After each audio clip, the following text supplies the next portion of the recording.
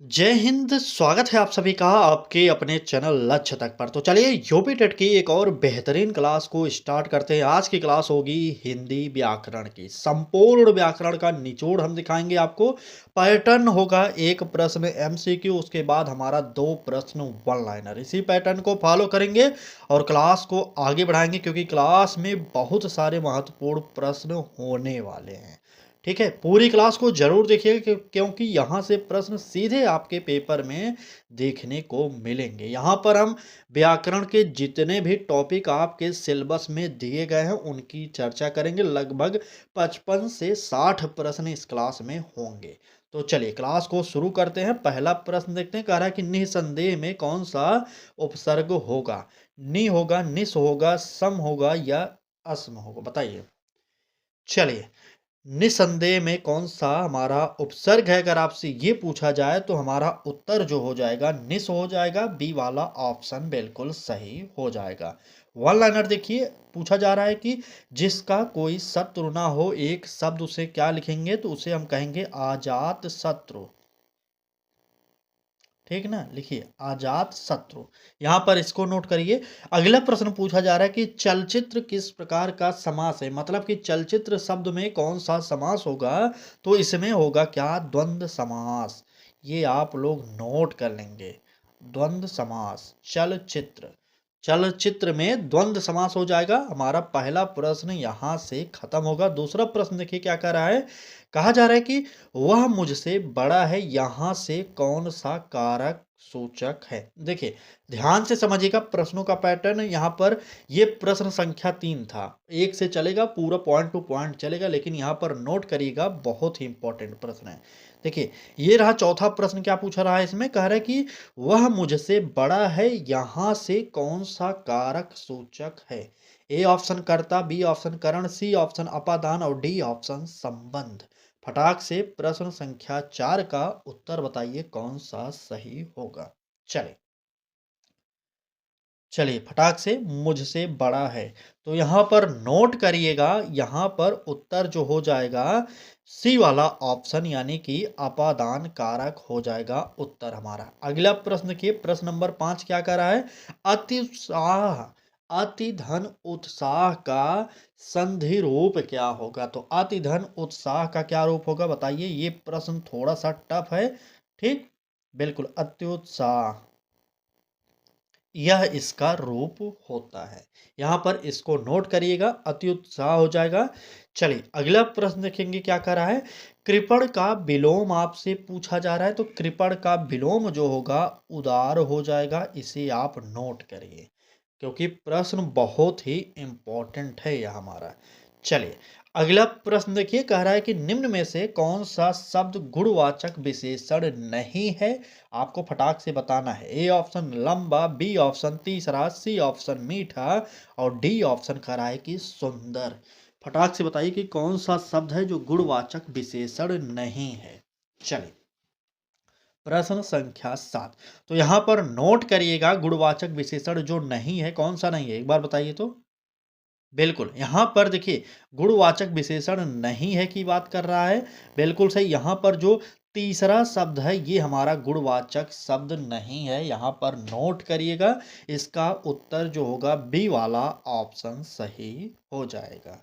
ठीक, आइए अगला प्रश्न देखते हैं। कह रहा है कि जो कभी न मरे उसके लिए एक शब्द क्या होता है? तो उसे हम कहते हैं अमर। यहाँ पर इसको नोट करिए। फिर नेक्स्ट प्रश्न देखिए। कह रहा है विद्यार्थी में कौन सा प्रत्यय है? तो विद्यार्थी में कौन सा प्रत्यय होगा बताइए। बिल्कुल, यहाँ पर ई प्रत्यय हो जाएगा। यहाँ पर इतना जानते रहिए और आगे बढ़िए। अगला प्रश्न देखते हैं क्या कह रहा है। चलिए आगे बढ़ेंगे और देखेंगे हमारा अगला प्रश्न क्या कह रहा है। कहा जा रहा है कि तुमने क्यों नहीं बताया वाक्य किस प्रकार का है? आज्ञार्थक है, प्रश्नवाचक है, इच्छावाचक है या विस्मयादि बोधक है? फटाक से कमेंट करिए और उत्तर बताइए कौन सा सही होगा। तो प्रश्न संख्या 10 का अगर आप उत्तर बता रहे हैं, बिल्कुल यह जो है ये एकदम प्रश्नवाचक होगा। बी वाला ऑप्शन बिल्कुल सही हो जाएगा। चलिए आगे बढ़िए। मनुष्य शब्द का स्त्रीलिंग रूप क्या होता है आपको पता होना चाहिए, क्योंकि मनुष्य का अगर स्त्रीलिंग पूछा जाए तो स्त्री ही हो जाएगा। बिल्कुल यही हमारा उत्तर होगा। नेक्स्ट प्रश्न देखिए, यथाशक्ति में समास पूछा जाए तो यथाशक्ति में समास पूछा जाएगा तो आप क्या बताएंगे? अव्ययी भाव बताएंगे। इसको नोट करिए, अव्ययी भाव। यहां से इतना जानते रहिए। नेक्स्ट प्रश्न पर चलेंगे, देखेंगे क्या कह रहा है प्रश्न हमारा। कहा जा रहा है कि बालक खेल रहा है। बालक खेल रहा है में यह क्या होगा? क्रिया का काल पूछा जा रहा है। अपूर्ण भूत होगा, सामान्य वर्तमान होगा, अपूर्ण वर्तमान होगा या पूर्ण वर्तमान होगा? कौन सा उत्तर होगा हमारा इस प्रश्न का सही? चलिए फटाक से कमेंट करिए और बताइए कौन सा सही होने वाला है। बिल्कुल। तो यहाँ पर बालक खेल रहा है, क्रिया का काल पूछा गया है, तो बिल्कुल यह इस समय वर्तमान में खेल रहा है, इसलिए हमारा अपूर्ण वर्तमान हो जाएगा। सी वाला ऑप्शन यहाँ पर सही होगा। आज की क्लास 55 से 60 प्रश्नों पर आधारित है, इसलिए क्लास की स्पीड थोड़ी सी तेज रखना पड़ेगा। ठीक ना? चलिए बात अगले प्रश्न की जाए। पूछा जा रहा है कि सुंदरता में कौन सा प्रत्यय है, तो आपको प्रत्यय बताना पड़ेगा। ता प्रत्यय हो जाएगा, क्योंकि प्रत्यय शब्द के लास्ट में लगता है और उपसर्ग शब्द के पहले लगता है। अगला प्रश्न देखिए 15वें नंबर का, कि रक्तचाप किस समास का उदाहरण है? तब आप क्या बताएंगे? जल्दी से कमेंट करिए। चलिए बिल्कुल तत्पुरुष समास हो जाएगा, इसे आप नोट कर लीजिए। रक्तचाप में तत्पुरुष समास होता है, इसे आप जानते रहिए और तुरंत आगे बढ़िए। अगला प्रश्न देखते हैं क्या कह रहा है। कह रहा है कि जिसे देखा ना जा सके यह किस प्रकार का विशेषण है? संबंधवाचक है, भाववाचक है, क्रियावाचक है या निश्चयवाचक है? चलिए बताइए, फटाक से बताएंगे कौन सा उत्तर हमारा सही हो जाएगा। बिल्कुल। देखिए अगर जिसे देखा ना जा सके उसे हम क्या कहेंगे? उसे हम कहेंगे संबंधवाचक, यानी कि ए वाला ऑप्शन हमारा यहाँ पर सही हो जाएगा। स्वदेश में उपसर्ग अगर आपसे पूछा जाए तब आप क्या बताएंगे? तो बिल्कुल सही। यहाँ पर स्वदेश में स्व उपसर्ग होता है। ठीक, चलिए आगे बढ़े। अगला प्रश्न देखिए, कह रहा है कि अल्पज्ञ शब्द का अर्थ लिखिए। अल्पज्ञ शब्द का अगर आपसे अर्थ पूछा जाए तो कम जानने वाला। बिल्कुल कम जानने वाला, यह हो जाएगा इसका अर्थ। तुरंत आगे बढ़ते हैं और देखते हैं हमारा अगला प्रश्न। वे सब जा चुके हैं किस प्रकार की क्रिया है? ये आपसे पूछा जा रहा है, प्रश्न संख्या 19। चलिए, वे सब जा चुके हैं इसमें क्या है? सहायक क्रिया है, मुख्य क्रिया है, संयुक्त क्रिया है या प्रेरणार्थक है? फटाक से बताइए इस प्रश्न का उत्तर। चलिए बताइए। बिल्कुल सही, यहाँ पर नोट करेंगे इसका उत्तर। बिल्कुल सही आप लोग बता रहे हैं। यहाँ पर ये जो है संयुक्त क्रिया है, इसका उत्तर सी वाला ऑप्शन हमारा सही होगा। अगला प्रश्न देखिए क्या कह रहा है। नर नारी किस समास का उदाहरण है? बताइए, नर नारी किस समास का उदाहरण है? तो यहाँ पर नोट करिएगा, नर नारी जो शब्द है द्वंद्व समास। ठीक, नर नारी में द्वंद्व समास होता है, लिख लीजिए। आगे बढ़िए। अगला प्रश्न देखिए, कह रहा है कि जो दूसरों का भला करे उसे हम क्या कहेंगे एक शब्द में? तो उसे हम कहेंगे परोपकारी। देख रहे हैं किस प्रकार से आपको क्लासेज प्रोवाइड की जा रही है। डेली इस प्रकार से क्लासेज आपको प्रोवाइड की जा रही है, चाहे हिंदी हो, चाहे सीडीपी हो, चाहे ईबीएस हो, चाहे एसएसटी हो। जो भी क्लासेज हमारे द्वारा प्रोवाइड की जा रही है इसी प्रकार से बेहतरीन तरीके से प्रोवाइड की जा रही है। आप भी जुड़ना ना भूलें, डेली जुड़िए हमारे साथ, फ्री क्लासेज में पढ़ाई करिए। ठीक, चलिए अगला प्रश्न देखेंगे। कह रहा है कि निम्न में से अशुद्ध वर्तनी वाला शब्द आपको चुनना है, कौन सा होगा? आवश्यकता होगा, स्वतंत्र होगा या अनुशासन होगा या आशीर्वाद होगा? चलिए, मतलब अशुद्ध जो गलत यहाँ पर लिखा गया है वही आपको चुनना है। तो आप देख रहे होंगे कि यहाँ पर स्वतंत्र जो लिखा गया है ये हमारा गलत है, इसलिए इसका उत्तर जो होगा बी वाला ऑप्शन बिल्कुल सही हो जाएगा। ठीक, बिल्कुल। यहाँ पर स्वतंत्र शब्द यानी बी वाला ऑप्शन सही होगा। आगे बढ़िए, अगला प्रश्न देखते हैं। कह रहा है कि कृषक में प्रत्यय कौन सा है? बताइए, कृषक में प्रत्यय कौन सा होगा? तो नोट करिए, कृषक में का प्रत्यय है। बहुत ही इंपॉर्टेंट प्रश्न। आगे आइए, महात्मा का विग्रह कीजिए। अगर आपको महात्मा का विग्रह करना है तो क्या कहेंगे? बताइए, महान आत्मा। ठीक है, महान आत्मा, ये होता है हमारा महात्मा का विग्रह। यहाँ पर ये इंपॉर्टेंट था, इसे और भी अच्छे तरीके से नोट करिए। अगला प्रश्न देखते हैं क्या कह रहा है। कहा जा रहा है कि वह घर जा रहा था, काल है इसमें।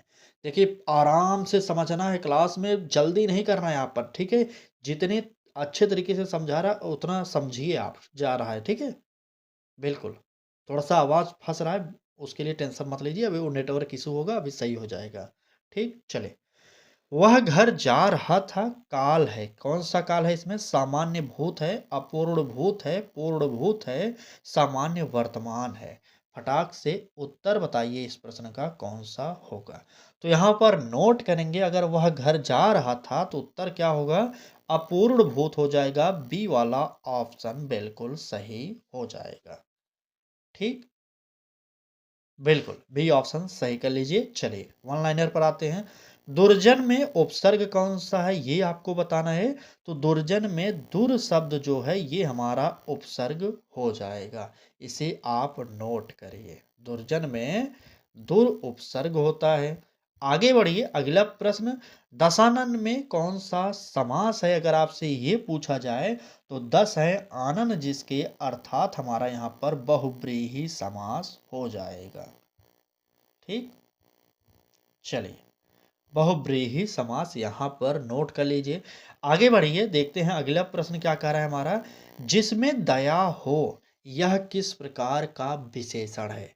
गुणवाचक है, संबंधवाचक है, संख्यावाचक है, परिमाणवाचक है। तो सबसे पहले संख्यावाचक काटेंगे और परिमाणवाचक, ये दोनों नहीं होने वाले हैं। अब आपको गुणवाचक या संबंधवाचक, यही दो में से उत्तर चुनना है। चलिए, जिसमें दया हो किस प्रकार का विशेषण है? तो यहाँ पर नोट करिएगा, ये है हमारा गुणवाचक विशेषण।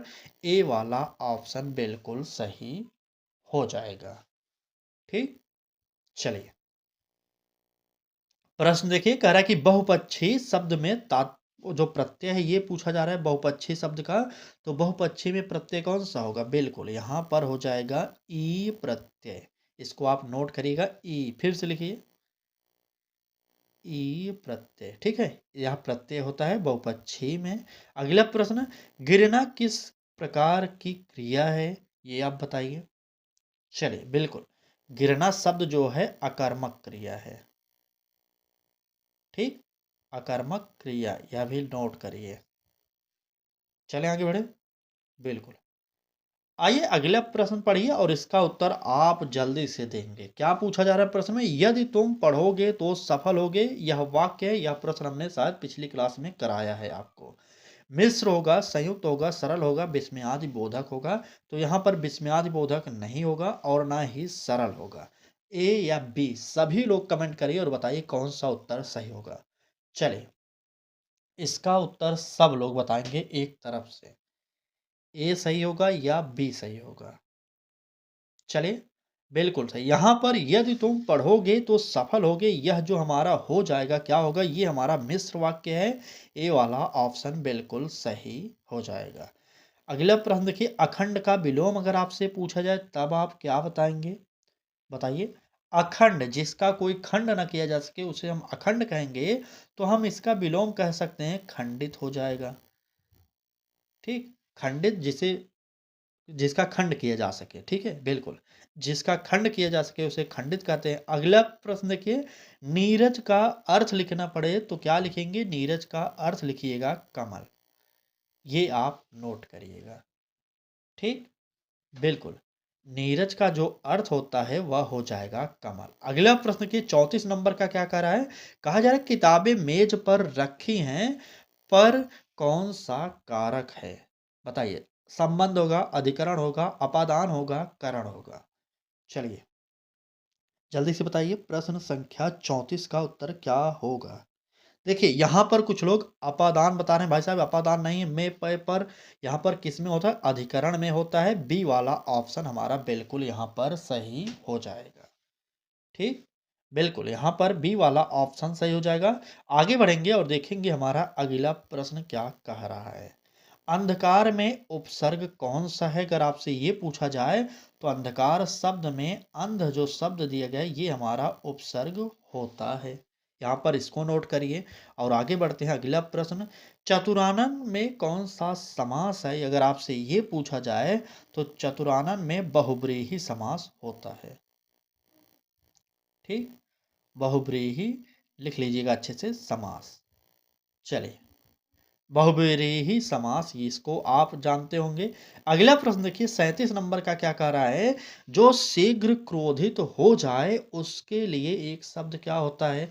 क्रोधी होगा, शांत होगा, विनम्र होगा या धैर्यवान होगा, बताइए।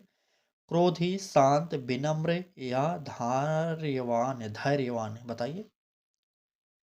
चलिए धैर्यवान, धैर्यवान, कुछ लोग धैर्यवान। क्रोधित हो जाए, बिल्कुल जो जल्दी से क्रोधित हो रहा है वहां पर तो क्रोधित होगा ना, बिल्कुल क्रोधी, ए वाला ऑप्शन सही होगा। ठीक, चलिए 38 नंबर का प्रश्न देखिए, कह रहा है सज्जन में विलोम पूछा जा रहा है सज्जन का। बिल्कुल, अगर सज्जन में समास पूछा जाए तो क्या समास होगा बताइए एक बार। सज्जन में अगर संधि पूछी जाए तो व्यंजन संधि होगी, ये आप जानते रहिए। और यहाँ पर सज्जन का विलोम अगर आपसे पूछा जा रहा है तो यहाँ पर दुर्जन, इसको नोट कर लीजिए। सज्जन का विलोम जो होता है वह होता है दुर्जन। अगला प्रश्न देखिए क्या कर रहा है। अल्पायु का जो है अर्थ लिखना है यहाँ पर, बताइए। अल्पायु का अर्थ होता है कम आयु वाला। ठीक, अल्पायु का जो अर्थ होगा कम आयु वाला हो जाएगा। अगला प्रश्न देखिए क्या कह रहा है। वह स्वयं ही चला गया, स्वयं किस प्रकार का सर्वनाम है। निजवाचक, प्रश्नवाचक, संकेतवाचक, संबंधवाचक। चले, वह स्वयं ही चला गया, इसमें स्वयं जो है किस प्रकार का सर्वनाम है, बताइए। प्रश्न संख्या 40। चलिए जल्दी से कमेंट करिए और उत्तर बताइए कौन सा हमारा यहाँ पर सही होगा। बिल्कुल सही, यहाँ पर नोट करिएगा, यहाँ पर निजवाचक हो जाएगा। स्वयं जो शब्द है हमारा निजवाचक है, ए वाला ऑप्शन सही होगा। आगे बढ़ते हैं, देखते हैं हमारा अगला प्रश्न क्या कर रहा है। दुर्गंध में उपसर्ग कौन सा है, आपको ये बताना है, फटाक से बता दीजिए। चलिए, बिल्कुल दुर्गंध में दुर उपसर्ग होता है, यहाँ पर इसको नोट करिए। अगला प्रश्न देखिए, पीताम्बर किस समास का उदाहरण है, अगर आपसे ये पूछा जाए तो बिल्कुल आप बताइएगा क्या, बताइए। पीताम्बर किस समास का उदाहरण है, तो बहुब्रीहि समास हो जाएगा। नोट करिए बहुब्रीहि समास, यहाँ पर इसको जानते रहिए। अभी तक आप लोगों ने इस क्लास में 42 प्रश्न को देख लिया है। क्लास कैसी लग रही जरूर बताइए, और क्लास अच्छी लग रही हो तो लाइक करिए और अपने मित्रों तक इस क्लास को जरूर शेयर करिए, क्योंकि डेली इस प्रकार से आपको यूपी टेट के लिए तैयारी कराई जा रही। आपका भी दायित्व बनता है, थोड़ा सा लाइक शेयर सब्सक्राइब कर दीजिए। बाकी यहाँ पर तो आपको पैसा देना है नहीं, फ्री प्रोवाइड कर रहे हैं मैटर आपको सारा का सारा। ठीक, इतना तो करिए आप सब। ठीक, चलिए प्रश्न देखिए क्या कर रहा है, आगे बढ़ेंगे, क्लास को आगे बढ़ाएंगे।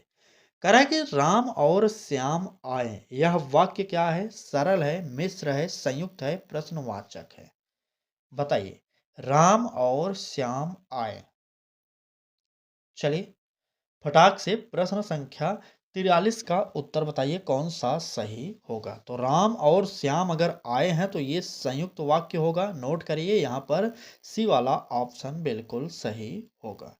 ठीक, निश्चल का अर्थ लिखिए, अगर आपको अर्थ लिखना होगा तो क्या लिखेंगे अर्थ, यानी कि छल रहित।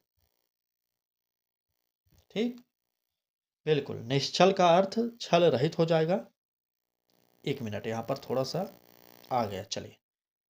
ठीक, अवज्ञा में उपसर्ग कौन सा होगा ये आपको लिखना है। तो अवज्ञा में उपसर्ग कौन सा होगा, अव जो शब्द है ये हमारा उपसर्ग हो जाएगा। चलें आगे बढ़ें, 46वां प्रश्न देखिए क्या कर रहा है। कहा जा रहा है कि कर्म प्रधान शब्द किस समास का उदाहरण है, बताइए। कर्म प्रधान शब्द जो है किस समास का उदाहरण है। द्वंद्व, तत्पुरुष, बहुव्रीहि, कर्मधारय। बताइए प्रश्न संख्या 46 का उत्तर क्या होगा। कर्म प्रधान में अगर समास पूछा जाए तो नोट करिएगा, यह हो जाएगा हमारा बहुव्रीहि समास। डी वाला ऑप्शन बिल्कुल सही हो जाएगा। ठीक, चलिए आगे आइए। अनुचित का विलोम लिखिए अगर पूछा जाए तो अनुचित का जो विलोम होता है वह होता है उचित। इसको जान जाइए। नेक्स्ट प्रश्न चलिए। अधोगति में उपसर्ग कौन सा है, तो अधोगति में अधो शब्द जो है ये हमारा उपसर्ग होता है, इसको भी नोट करिए। चलें आगे। बिल्कुल चलिए।